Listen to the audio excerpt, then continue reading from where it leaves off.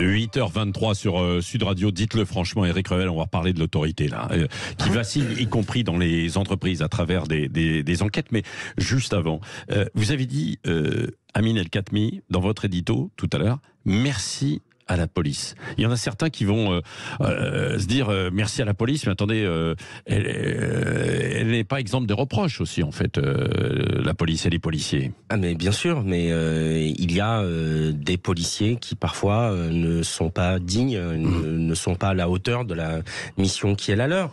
Mais précisément parce que nous sommes dans un état de droit, une démocratie et pas dans une dictature comme le vocifèrent certains, lorsque des policiers dérapent, ils doivent en répondre devant l'IGPN, l'Inspection Générale de la Police Nationale. C'est la profession la plus contrôlée en France, c'est la police. Donc, une fois qu'on a dit ça, c'est clair, c'est dit. Mais dire il y a des violences policières, sous-entendre qu'il y aurait un racisme structurel, sous-entendre que des milliers de policiers se lèveraient le matin en ayant comme obsession de savoir quel arabe ou quel noir ils vont contrôler, éborgner ou tuer, c'est faux, c'est insultant.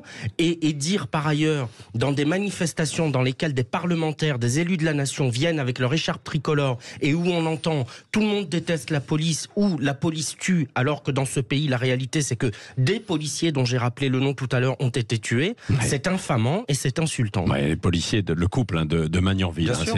Je vous invite à réécouter la chronique de Amine El-Khatmi, qui est chaque mardi matin avec nous, donc pour cet édito politique. Ça nous ramène à l'autre sujet que vous évoquiez aussi, Éric, qui est la remise en cause de l'autorité dans notre société, quasiment à tous les échelons. Et vous, ce matin, c'était sur l'autorité en entreprise. Oui, parce que j'ai été très surpris de voir ces enquêtes d'opinion, la façon dont la valeur travail s'est effondrée, la façon dont beaucoup, notamment dans les nouvelles générations, pensent plus aux loisirs ou à leur temps qu'à leur temps de travail.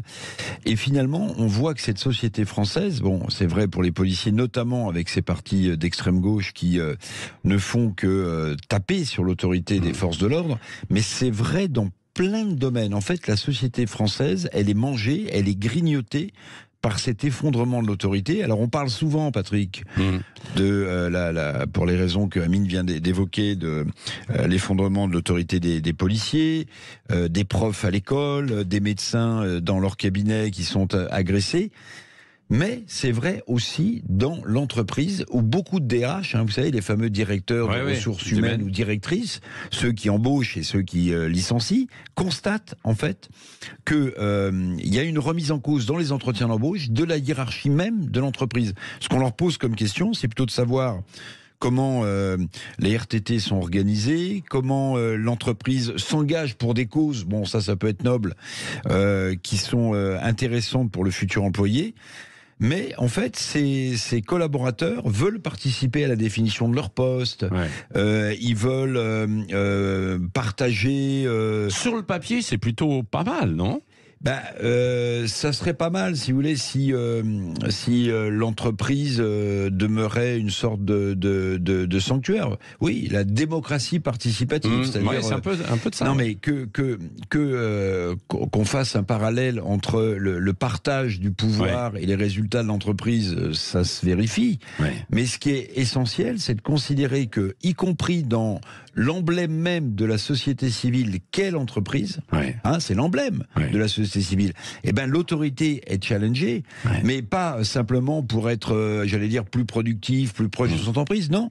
C'est simplement une contestation de l'autorité qu'on retrouve un peu partout dans la société française et qui s'infiltre beaucoup dans l'entreprise. Et le corollaire, je terminais par ça, Patrick, c'était de dire que l'effondrement de ces autorités un peu partout, ou de l'autorité globale, malheureusement, s'accompagne d'une augmentation de la violence dans notre société. Oui, et ça, évidemment, ça essaime un peu partout, quoi. C'est ce que vous dites.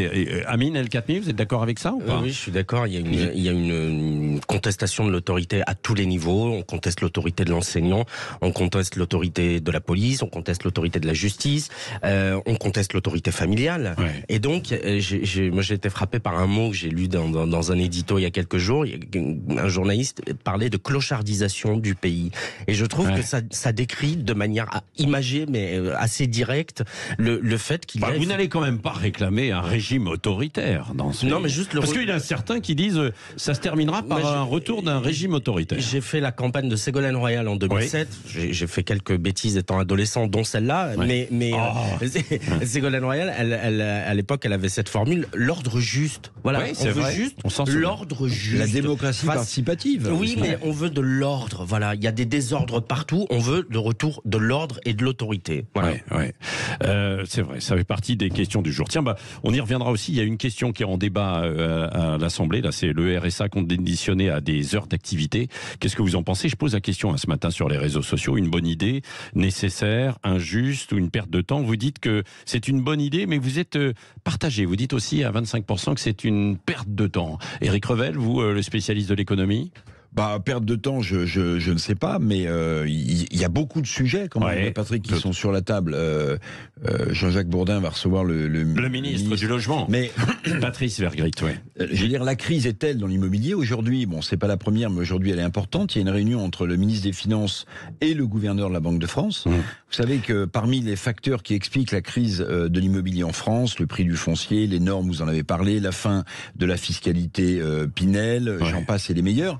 Mais il y a aussi un sujet, c'est qu'aujourd'hui, les couples, par exemple, ou ceux qui veulent acheter un logement, ne peuvent pas aller au-delà de 35% de leurs revenus.